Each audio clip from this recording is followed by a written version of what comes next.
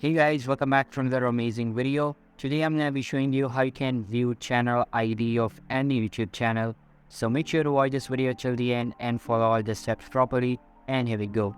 First of all, open up any browser of your choice and search for YouTube. Here you will see a lot of videos. You just need to pick a channel of which you want to see the ID.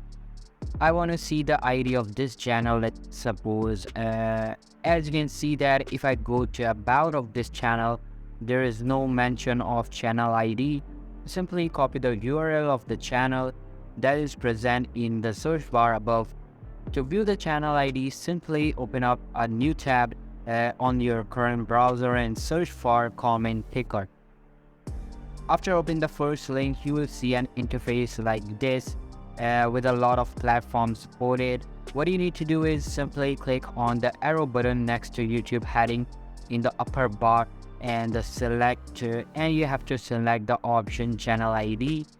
When the page is completely loaded, scroll down a bit and then paste the link you just copied and click on submit.